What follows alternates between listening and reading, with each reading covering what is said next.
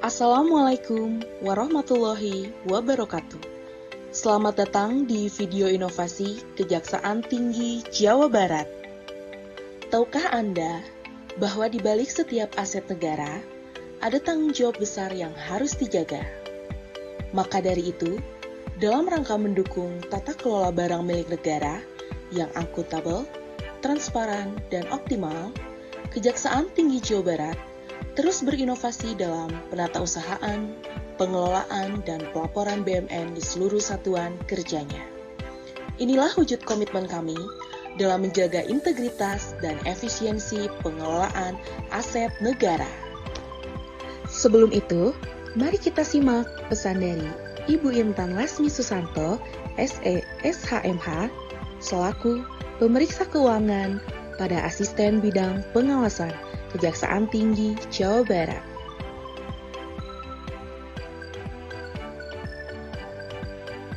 Dan ini adalah auditor pada Kejaksaan Tinggi Jawa Barat.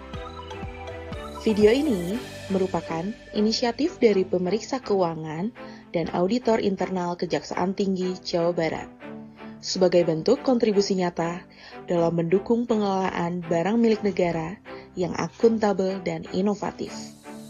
Melalui karya ini, kami ingin menunjukkan bahwa peran auditor tak hanya mengawasi, tetapi juga mendorong perubahan dan perbaikan berkelanjutan.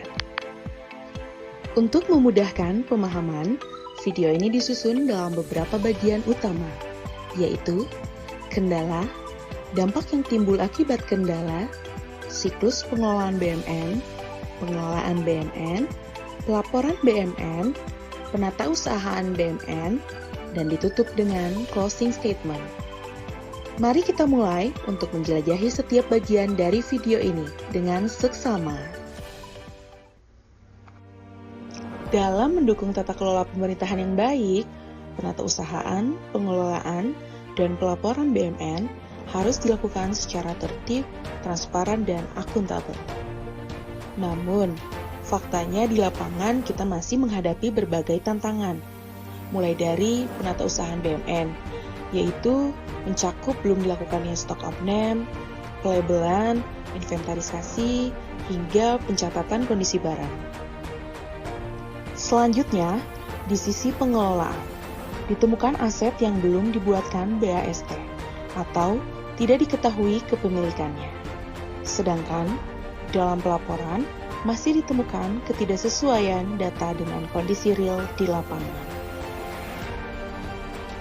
Dampak dari kendala yang timbul ini tidak bisa diabaikan, karena akan menyebabkan risiko kehilangan aset, penyalahgunaan aset, menurunkan akuntabilitas satuan kerja, serta menghambat optimalisasi pemanfaatan BUMN dalam mendukung tugas dan fungsi instansi, hingga kerugian negara bisa saja terjadi. Lalu, bagaimana seharusnya BUMN dikelola? Ini merupakan siklus pengelolaan BUMN, mulai dari perencanaan sampai ke pelaporan. Pada setiap tahapan ini memerlukan dokumentasi, pembukuan, dan pengawasan. Langkah awal dalam pengelolaan BUMN dimulai dari penatausahaan. Mari kita simak bagaimana proses pencatatan serta pengelompokan aset dilakukan secara tertib, sistematis, dan inovatif. Penatausahaan barang milik negara dilaksanakan berdasarkan ketentuan yang telah ditetapkan dalam peraturan perundang-undangan. Berikut dasar hukum penatausahaan BUMN. Berdasarkan Peraturan Menteri Keuangan Nomor 181 Tahun 2016 tentang penatausahaan barang milik negara, Pasal 3, ruang lingkup kegiatan penatausahaan BUMN meliputi: pertama, pembukuan, kedua, inventarisasi, dan yang ketiga, pelaporan.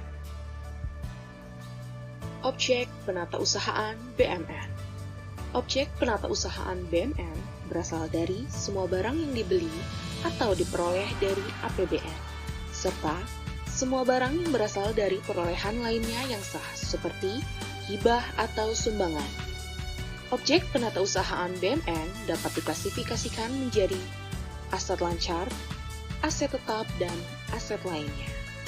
Adapun pengecualian objek yakni penatausahaan atas BMN yang berasal dari kontraktor kontrak kerjasama, PKP 2B, dan aset eks Pertamina, sepanjang tidak diatur khusus dalam Peraturan Menteri Keuangan tersendiri. Berikut pelaksana penatausahaan BMN pada pengguna barang dan pengelola barang.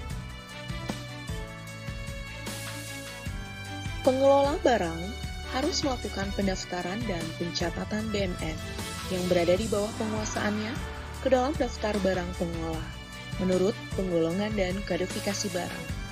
Penggolongan dan kodifikasi BMN ditetapkan oleh Menteri Keuangan. Pendaftaran dan pencatatan atas BMN dilakukan oleh pelaksana penatausahaan terhadap kegiatan yang berkaitan dengan pengelolaan BMN, meliputi penggunaan BMN, pemanfaatan BMN, pemindah tanganan BMN, dan penghapusan BMN. Proses pembukuan BMN terdiri dari 1.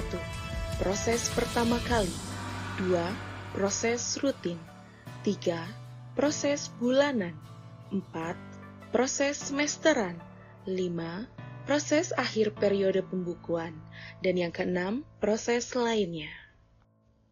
Terdapat 3 jenis transaksi yang dicatat dalam pembukuan BMN, yaitu yang pertama, saldo awal, yang kedua, penambahan saldo awal, dan yang ketiga, perolehan. Selanjutnya, terdapat beberapa jenis transaksi yang termasuk dalam transaksi penghapusan, yaitu sebagai berikut. Penggolongan BMN dilakukan untuk mengklasifikasikan BMN berdasarkan jenis, sifat, dan fungsinya. Umumnya, BMN diklasifikasikan dalam kelompok sebagai berikut. Kodifikasi BMN adalah pemberian kode atau penomoran untuk mengidentifikasi setiap jenis barang secara unik dalam sistem informasi BMN, seperti SIMAK BMN. Kodifikasi dilakukan berdasarkan kode barang, kode lokasi, dan nomor urut pendaftaran.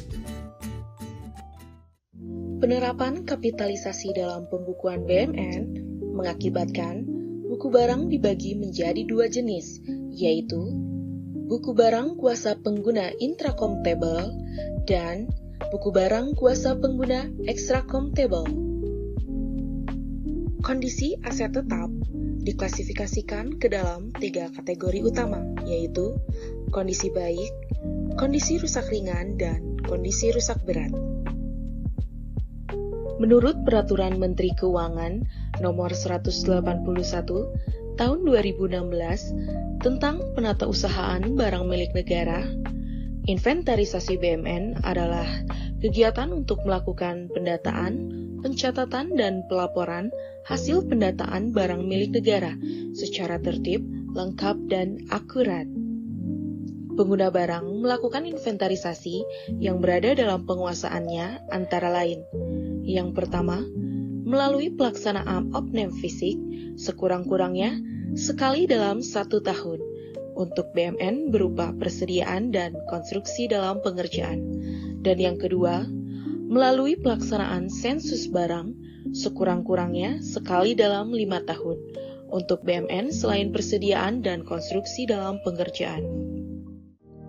Inventarisasi BMN pada UAKPB atau Satker dibagi menjadi 2, yaitu yang pertama, dokumen sumber. Berikut adalah dokumen-dokumen sumber utama dalam kegiatan inventarisasi barang milik negara. Yang kedua adalah dokumen pelaksanaan dan dokumen keluaran yang terdiri dari berikut adalah prosedur inventarisasi yang terdiri dari 4 tahapan. Mari kita bahas lebih lanjut terkait tahapan-tahapan ini. Pada tahap persiapan, yang harus disiapkan dalam melaksanakan inventarisasi BMN adalah sebagai berikut. Selanjutnya, tahap pelaksanaan. Pada tahap ini, terdapat 2 kegiatan, yaitu pendataan dan identifikasi. Dan yang ketiga, yaitu tahap pelaporan. Tahap pelaporan diawali dari menyusun berita acara hasil inventarisasi, sampai dengan menyampaikan laporan hasil inventarisasi BMN. Tahap selanjutnya adalah tindak lanjut hasil inventarisasi. Pada tahap ini, satuan kerja melakukan verifikasi dan validasi data, pembaruan informasi pada aplikasi SIMAK BMN atau Sakti, serta menyusun laporan kondisi barang. Langkah ini penting untuk memastikan seluruh data BMN akurat, mutakhir, dan dapat dipertanggungjawabkan dalam pelaporan keuangan. Materi selanjutnya adalah mengenai pengelolaan BMN. Pengelolaan BMN merupakan proses yang mencakup pengadaan, penggunaan, pemanfaatan, pengamanan, pemeliharaan, hingga penghapusan aset negara. Mari kita bahas lebih detail bagaimana setiap aspek pengelolaan ini dilakukan, termasuk bentuk-bentuk pemanfaatan, pengamanan, hingga pemusnahan dan penghapusan. Dalam mengelola BMN, seluruh kegiatan harus mengacu pada ketentuan hukum yang berlaku. Seluruh peraturan ini menjadi landasan agar pengelolaan BMN dilakukan secara tertib administrasi, akuntabel, dan sesuai hukum. Dengan memahami dasar hukumnya, kita dapat menghindari kesalahan prosedur dan menjaga integritas pengelolaan aset negara. Pemanfaatan BMN merupakan upaya optimalisasi aset yang belum digunakan secara langsung dalam penyelenggaraan tugas dan fungsi instansi. Bentuknya dapat berupa sewa, pinjam pakai, kerjasama pemanfaatan, hingga bentuk lainnya sesuai ketentuan. Tujuannya adalah untuk memberikan nilai tambah bagi negara tanpa mengganggu operasional utama instansi. Pemindah tanganan BMN adalah proses pengalihan kepemilikan barang milik negara kepada pihak lain, dan dilakukan hanya jika BMN tersebut tidak lagi digunakan atau sudah tidak memberikan manfaat optimal. Ada beberapa bentuk pemindah tanganan BMN, yaitu penjualan, tukar-menukar, hibah, penyertaan modal, dan CSR. Pengamanan BMN merupakan langkah penting untuk menjaga agar aset negara tetap terpelihara, terlindungi, dan tidak disalahgunakan.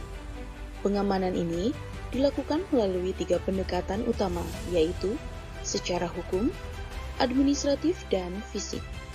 Dengan pengamanan yang menyeluruh ini, kita dapat memastikan bahwa BMN tidak hanya terjaga nilainya, tapi juga dapat dimanfaatkan secara optimal demi kepentingan publik dan negara.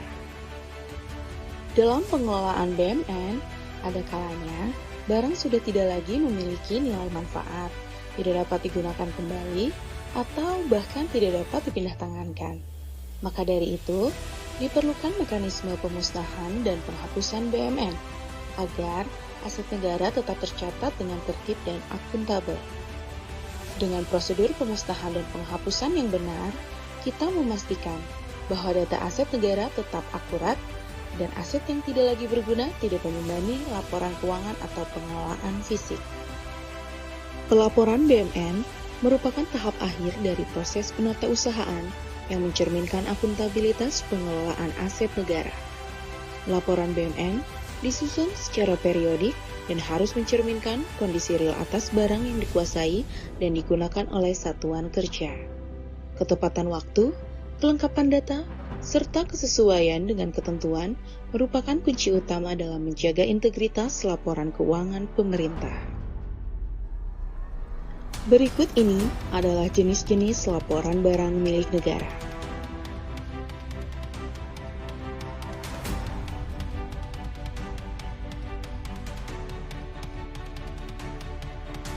Laporan barang milik negara mencakup berbagai jenis aset, mulai dari tanah, peralatan dan mesin, hingga aset tak berwujud. Berikut rincian apa saja yang disajikan dari setiap laporan BMN.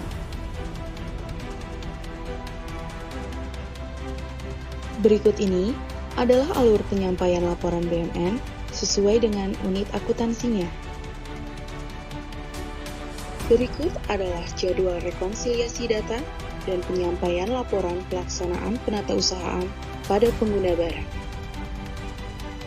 Dimulai dari pelaksanaan penatausahaan, periode, tanggal terima, waktu proses dan rekonsiliasi, tanggal kirim, dan waktu pengiriman. Demikian rangkaian pembahasan terkait proses penatausahaan, pengelolaan, dan pelaporan barang milik negara. Seluruh tahapan tersebut merupakan bagian yang tidak terpisahkan dalam menjaga akuntabilitas dan transparansi aset negara. Sebagai penutup, berikut pesan yang ingin kami sampaikan. Sebagai bagian dari upaya untuk mewujudkan tata kelola pemerintahan yang baik, penatausahaan, pengelolaan, dan pelaporan BUMN merupakan kesatuan proses yang sangat penting dalam mendukung akuntabilitas dan transparansi pengelolaan aset negara. Penatausahaan BUMN dilakukan dengan pencatatan yang sistematis, pengelolaan dilakukan secara optimal untuk mendukung fungsi instansi pemerintah, dan pelaporan disusun tepat waktu serta sesuai aturan. Dengan penerapan ketiga aspek ini, maka 1. Keberadaan dan status hukum BUMN dapat dipastikan secara jelas. 2.